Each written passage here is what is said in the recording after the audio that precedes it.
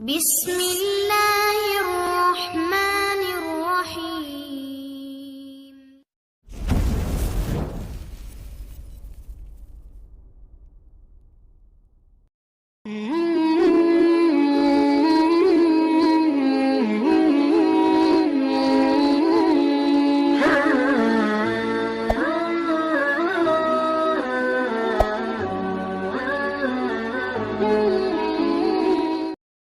Ingat, karamah itu artinya keajaiban dunia.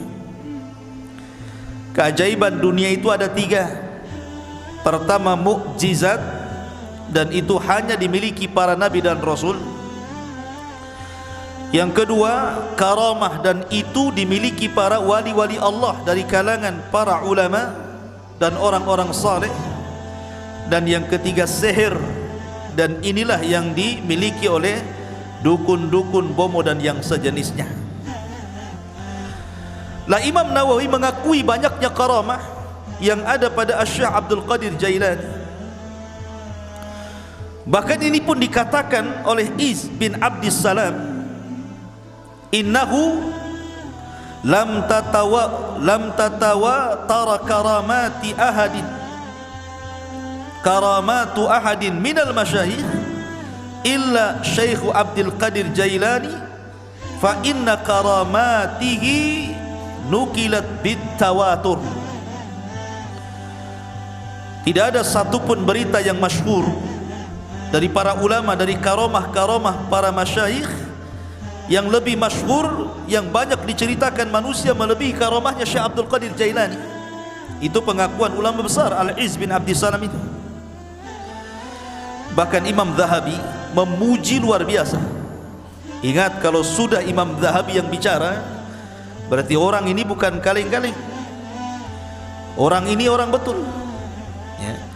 Kata Imam Zahabi rahimahullahu ta'ala ketika mensifati Syekh Abdul Qadir Jailani, dia mengatakan Asy-Syaikhul Imam Al-Alim Az-Zahid Al-Arif Al-Qudwatu Syekhul Islam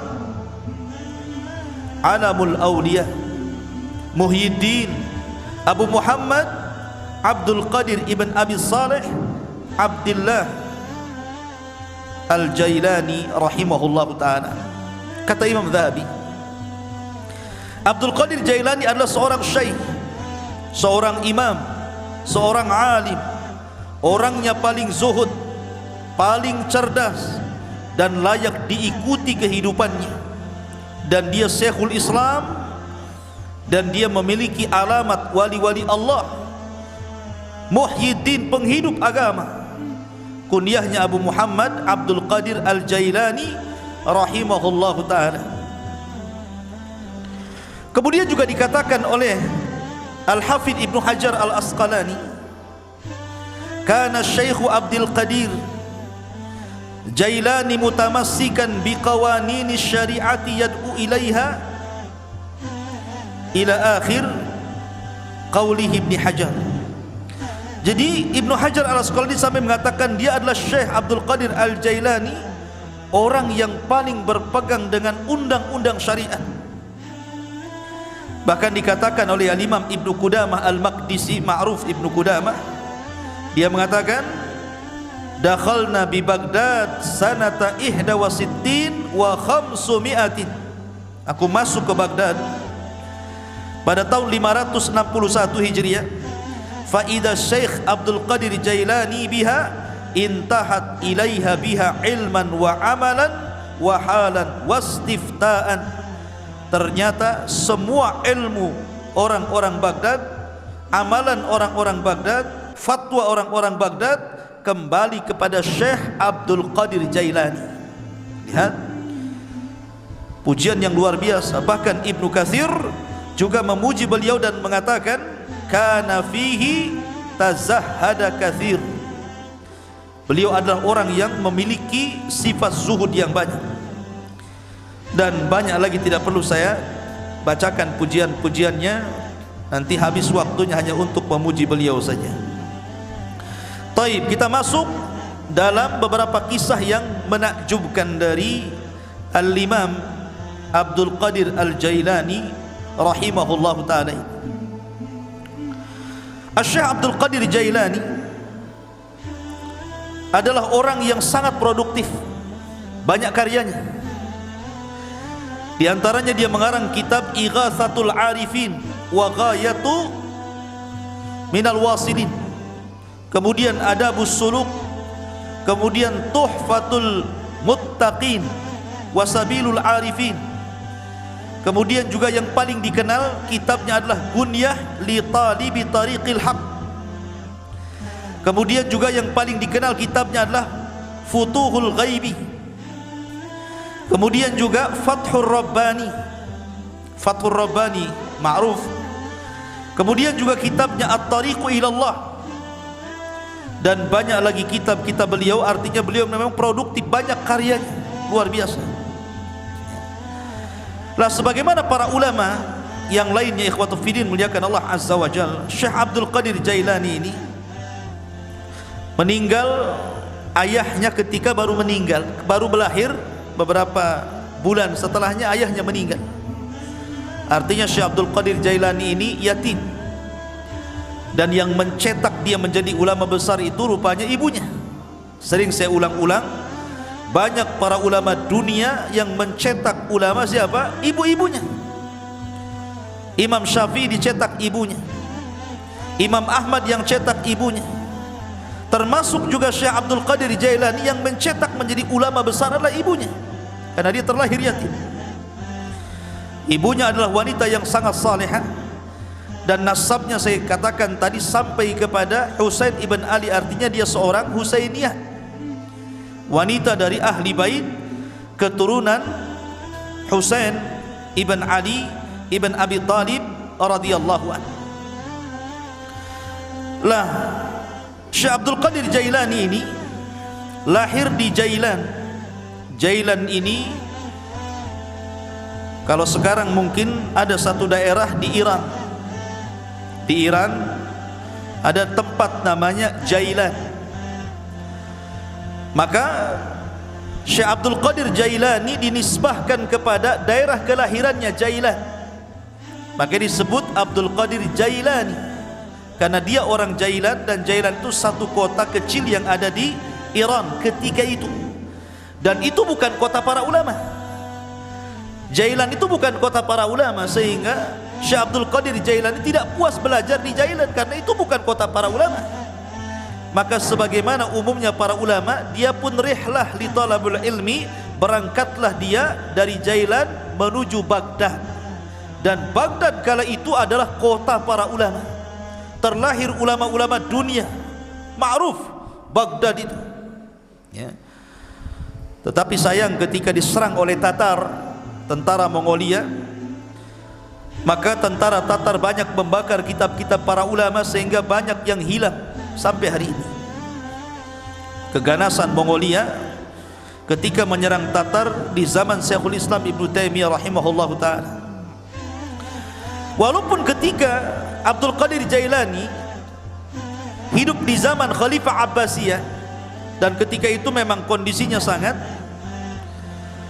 memprihatinkan karena banyak terjadi huru peperangan, di mana orang-orang Antokiyah, orang-orang Sadibi itu, orang-orang Nasrani menyerang kaum muslimin, dan ribuan kaum muslimin banyak meninggal dunia. Memang banyak kekacauan di zaman itu. Tetapi walaupun demikian, Baghdad itu masih negara atau kota yang sangat dicintai para thalabatul ilmi karena masih banyak ulama yang hidup di situ. Salah satunya adalah tujuan safarnya Syekh Abdul Qadir Al-Jailani rahimahullahu taala ketika usianya 18 tahun. Kemudian dia safar dari Jailan menuju Baghdad, dan dia belajar di rantau selama 33 tahun baru pulang. Anda bisa bayangkan, besar-besar di jalan tuh, tua-tua di jalan ya. 33 tahun. Coba bayangkan, ini pondok Jabal Uhud nih, tiap minggu dijenguk, kadang-kadang minta pulang. Ini Syekh Abdul Qadir Jailani 33 tahun dia gak dijenguk sama ibunya. Betul-betul setelah dia menguasai seluruh funun ilmu, baru dia pulang menjadi Syekh Baghdad, diakui keilmuannya. Makanya salah satu syarat talabul ilmi kata Imam Syafi'i tuluz zaman, lamanya waktu. Karena ilmu itu bukan ta'ammul tapi ta'allum. Bukan ta'ammul, bukan dipikirkan tiba-tiba dapat ilmu yang disebut dengan laduni, bukan, tapi dengan cara belajar. Salah satunya diperlukan tulus zaman, panjangnya waktu. Maka Syekh Abdul Qadir Jailani belajar 33 tahun, menguasai akidah, fikih, usul, mustalah, hadis, macam-macam dikuasai. Makanya kemudian tadi disebutkan oleh Imam Zahabi bahwa dia adalah Syekhul Islam, karena dia bidang semua ilmu syariat. Ma'asyiral muslimin, ada cerita yang menarik. Di sini mulai ceritanya nih. Ketika Syekh Abdul Qadir Jailani hendak berangkat safar dari Jailan menuju Baghdad, ibunya memberikan bekal 40 dirham. Besar 40 dirham, ikhwan. Arba'ina dirhaman itu besar, karena 1 dirham itu 4 gram emas lebih ya, 1 dirham itu. Kalau 1 gramnya itu anggaplah 1 juta, berarti 1 dirham itu 4 juta kali 40, kan begitu ya, kan besar, lumayan kan.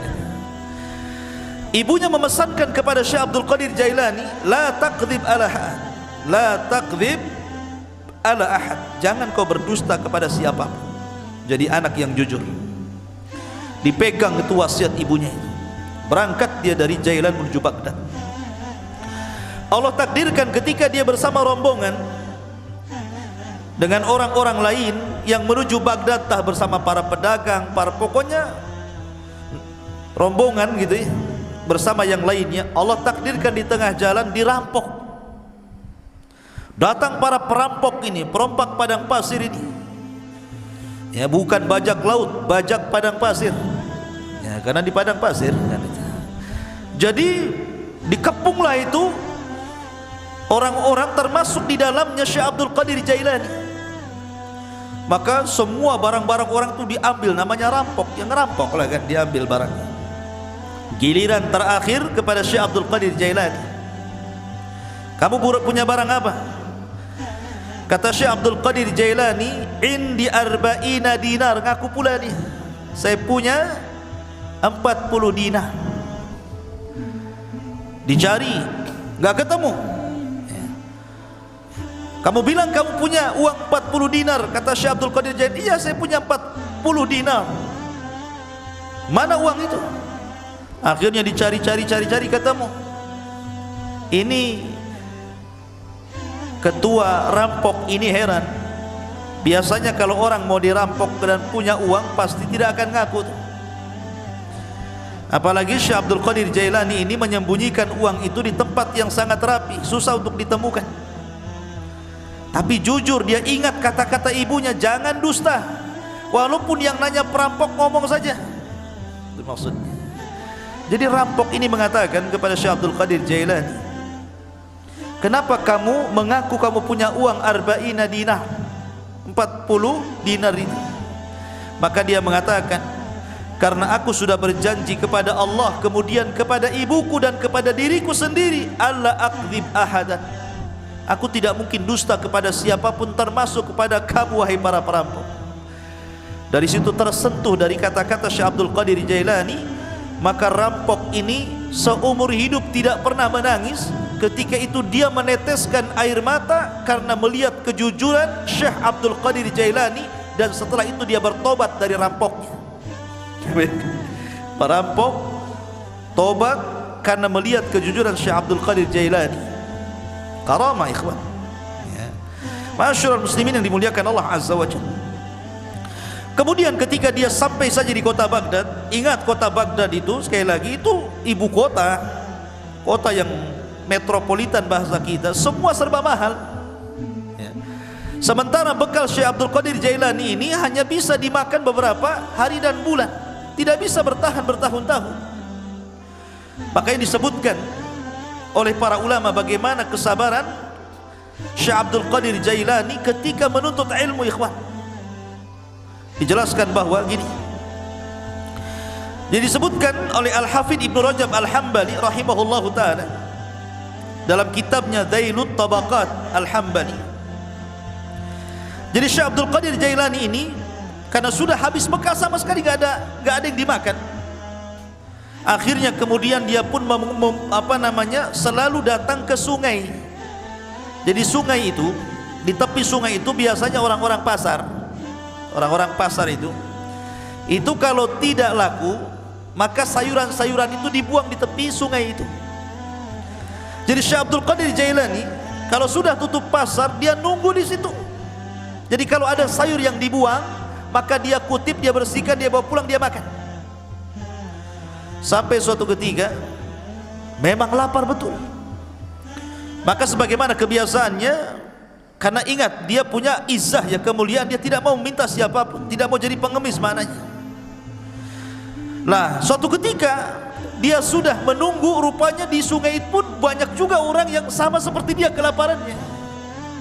Ketika sampai sudah habis sayur yang dibuang itu, karena diambil orang. 3 hari berturut-turut datang ke situ sudah nggak ada, datang ke situ sudah nggak ada. Akhirnya dia 3 hari tidak makan, hanya minum, lemes, hampir mati. Paksalah kemudian dia duduk di majelis Yasin. Lah ketika dia duduk itulah dia sudah lemas, sudahlah, dah pasrah, matilah kan itu kelaparan. Rupanya ada anak muda datang dari kejauhan, masuk ke masjid bawa roti sama daging panggang. Dimakan di hadapan dia, ditengokin. Setiap dia makan roti, Abdul Qadir Jailani yang melihat dari kejauhan ikut mangap juga. Namanya orang lapar, lihat orang makan ikut lapar kan gitu kan. Tengok dia makan, mangap juga. Tengok dia ngunyah juga, padahal nggak ada yang dikunyah. Orang lapar seperti Fata Morgana kan itu dilihat.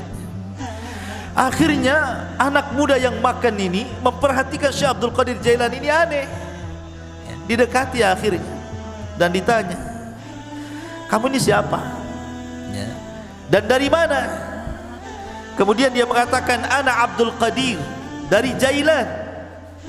Peranjat anak muda ini dan mengatakan, saya juga dari Jailan, sama dengan kamu. Siapa namamu tadi? Abdul Qadir. Siapa nama ayahmu? Si Anu. Siapa nama ibumu? Si Anu. Mana kampungmu ini? Gitu. Langsung gemetar orang ini dan mengatakan, sesungguhnya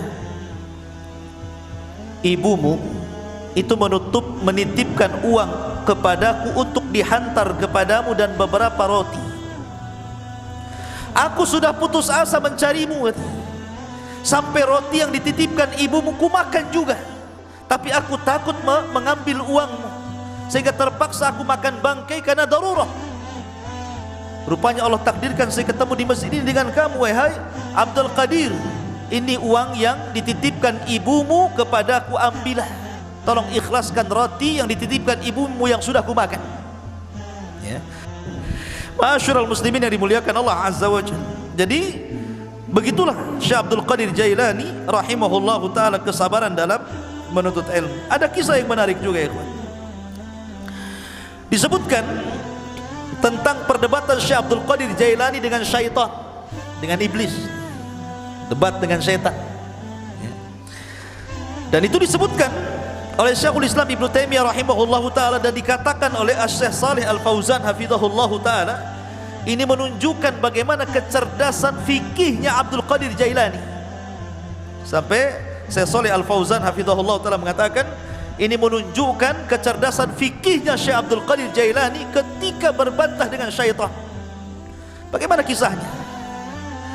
Dijelaskan, suatu ketika beliau mengatakan, saya sedang safar dan ketika itu cuaca sangat panas sekali, ala harri fi ba'dil asfar, panas sekali. Tiba-tiba ketika panas terik gitu kan, karena matahari memancar luar biasa, tiba-tiba ada awan. Awan itu menaungi kepalaku, menghalangi antara terik matahari dengan kepalaku.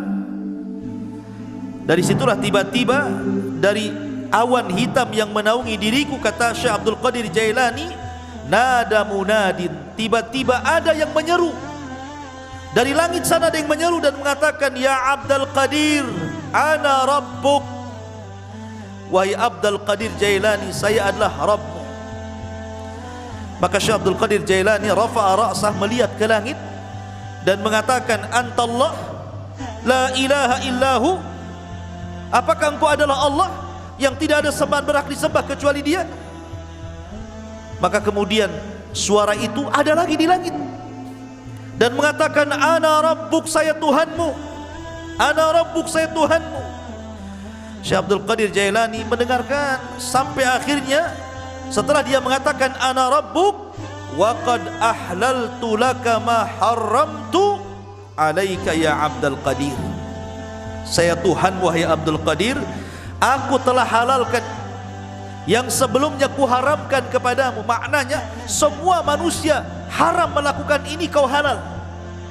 Semua manusia haram memakan khamar, kau halal. Semua haram berzina, kau halal. Pokoknya seperti itu.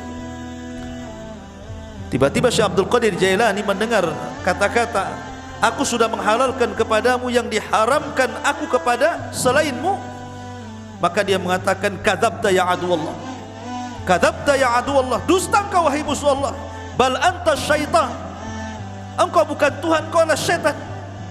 Fatamazzaqat tilkas sahab, tiba-tiba awan hitam itu langsung berpecah, menyebar, ya.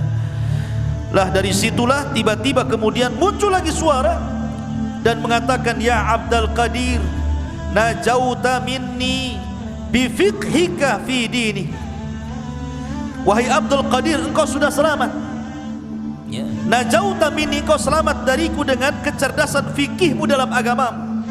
Laqad fatantu bihadal hilah qablaka sab'ina rajulan, sungguh sebelum itu, kata syaitan, aku sudah memuji 70 orang semisal kamu dari kalangan para ulama, kalangan zuhad, dan mereka terkena fitnahku kecuali kamu, katanya.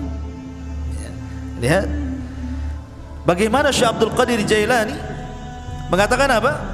Tidak mungkin. Kenapa? Kenapa Syekh Abdul Qadir Jailani mengatakan kadzabta, dusta kamu? Karena kata Syekh Abdul Qadir Jailani, ketika ditanya,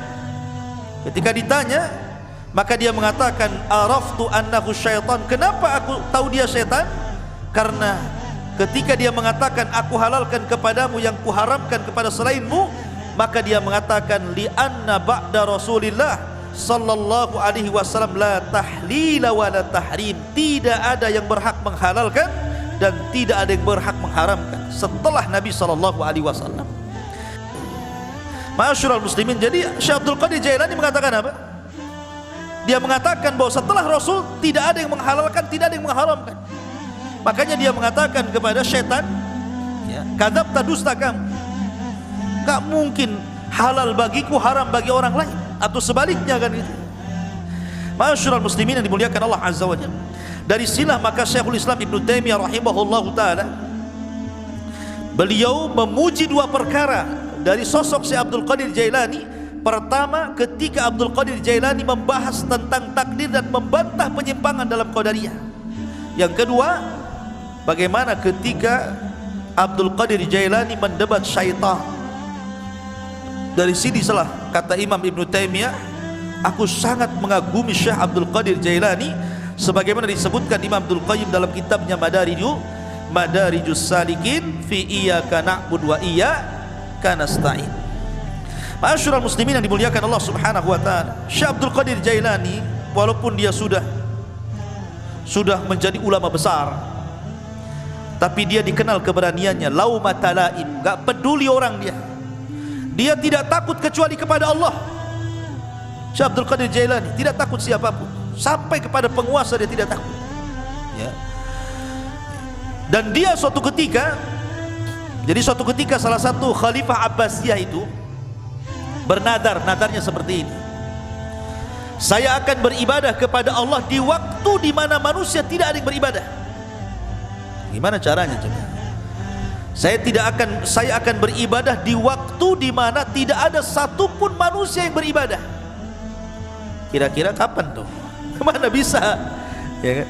Satu dunia ini manusia pasti ada yang beribadah, kan begitu? Enggak di sini ya di sana, enggak di sana di sana, kan gitu.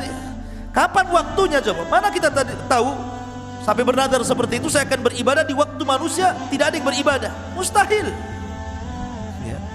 Karena setiap detik, setiap menit itu pasti ada orang beribadah di mana-mana. Entah di sini tidak ada, di sana ada, di sana tidak ada, di sana lagi ada. Di Indonesia tidak ada, di Mekah ada, di Mekah tidak ada, di Yaman ada, kan begitu. Sulit kita ini kemudian menentukan waktu di mana manusia tidak beribadah, dia beribadah. Akhirnya para ulama di zaman itu berkumpul memberikan fatwa bahwa khalifah harus bayar kafarah. Karena mustahil beribadah di waktu di mana manusia tidak beribadah. Khalifah harus bayar kafarah, kafaratul yamin. Puasa 3 hari berturut-turut atau memberi makan 10 fakir miskin. Tiba-tiba Syekh Abdul Qadir Jailani mengatakan, tidak, kamu harus tetap beribadah di mana manusia tidak ada satupun yang beribadah dengan ibadah yang sama dengan kamu. Kata Syekh, kata Khalifah bingung, kenapa Syekh Abdul Qadir Jailani memfatwakan seperti itu? Yang lain mengatakan bayar kafarah, dia pula kau harus tetap melaksanakannya. Kata Khalifah, lalu ibadah apa itu? Kalau saya sholat hari ini, di sana sudah ada orang sholat. Kalau saya puasa hari ini, di sana sudah ada orang berpuasa. Kalau saya umpamanya sedekah hari ini, di sana ada orang sedekah. Ibadah yang mana yang tidak bisa kemudian sama waktunya dengan orang lain? Katanya, Syekh Abdul Qadir Jailani, kau harus berangkat ke Mekah, kau umroh. Setelah kau umroh, kamu harus menyempatkan untuk tawaf di saat manusia tidak ada yang tawaf di situ. Ya. Akhirnya dia pun betul-betul umroh. Kemudian dia mendapatkan waktu di mana tidak ada satupun orang yang tawaf. Disitulah dia tawaf. Ya. Kalau kemarin pas ya Ka'bah lagi kosong corona ya, nggak ada orang tawaf gitu ya. Tapi yang jelas bahwa dari peristiwa ini terkenalah nama Syekh Abdul Qadir Jailani. Dari kasus ini terkenal nama Syekh Abdul Qadir Al-Jailani rahimahullahu ta'ala. Ma'asyiral muslimin yang dimuliakan Allah subhanahu wa ta'ala, Syekh Abdul Qadir Jailani banyak perkataan-perkataan emas beliau yang kita bisa petik dari untayan-untayan kata-kata mutiara beliau. Di antaranya beliau mengatakan, tir ilal haqqi bijanahi alkitab was sunnah, terbanglah kau kejar kebenaran dengan 2 sayap Al-Quran dan sunnah. Kemudian juga beliau mengatakan, akhrijud dunya min qulubikum ila aidikum fa innaha la tadurrukum. Keluarkan dunia dari hati-hati kalian, letakkan di tangan-tangan kalian, karena kalau itu yang kalian lakukan maka dunia tidak membahayakan diri kalian. Itulah zuhud namanya, meletakkan dunia di tangan dan mengeluarkan dari hati. Sebab kalau dunia lenyap, hati tidak terganggu karena dia serahkan kepada Allah Azza wa Jalla. Itulah hakikat zuhud. Walaupun dia kaya, selama kekayaan berada di tangan, hatinya diserahkan kepada Allah. Walaupun harta harus hilang, maka hati tidak mungkin terpikirkan dengan hilangnya harta. Kemudian beliau mengatakan, la tadlimu ahadan walau bisu'i dhannikum fa inna rabbakum la yujawizu dzulma zalimin. Jangan kalian menzalimi siapapun walaupun dengan suudzon, karena Rabb kalian tidak mungkin melewatkan kezaliman orang yang zalim. Orang zalim itu terbatas ya. Tidak mungkin kalau dia menzalimi kemudian betul-betul kita ini mendapatkan kecelakaan sesuai kehendaknya. Tidak, karena kezaliman yang dia lakukan pun sudah dicatat di Lauhil Mahfuz. Bahkan dalam khutbahnya beliau mengatakan, ayyuhan nas, wahai manusia, ya ibna Adam, wahai anak Adam, ish ma syi'ta fid dunya fa innal mauta sayati. Hiduplah kamu di dunia sesukamu, karena kematian akan mendatangi kamu. Wa ahbib dunya mastata' fa innaka satufariqaha. Cintai dunia sekehendakmu, karena dunia pasti akan meninggalkan kamu. Wa'mal mastata'ta fa innallaha bi amalika sayuzik. Beramalah semampu kamu, karena sungguhnya Allah dengan amalanmu akan membalas seluruh amalan. Dan banyak kisah-kisah yang menarik. Tetapi kalau kita melihat Syekh Abdul Qadir Jailani ini, ikhwan, dia seorang ulama Hambali. Ingat, seorang ulama Hambali. Memang dia itu punya kelebihan, kalau dia berceramah, memang dia seorang orator. Orang itu mudah menangis apabila mendengar kata-kata Syekh Abdul Qadir Jailani. Makanya kalau dia membuka majlis ilmu, majlis taklim itu, yang datang ngaji setiap setiap kali menyampaikan kajian sab'ina alfa rajulin, sab'ina alfa talabatul ilmi, 70.000 para talabatul ilmi itu nomplok di masjidnya itu. Coba bayangkan sekali kajian tuh. Kalau di musim corona ya nggak ada yang ngaji, ya kan? Walaupun tidak di musim corona, siapa kecuali tabligh akbar lah ya, bukan kajian rutin. Kalau kajian rutin berapa orang aja kan itu. Ini setiap ngaji 70.000 numplak di situ, coba bayangkan. Kan ulama luar biasa.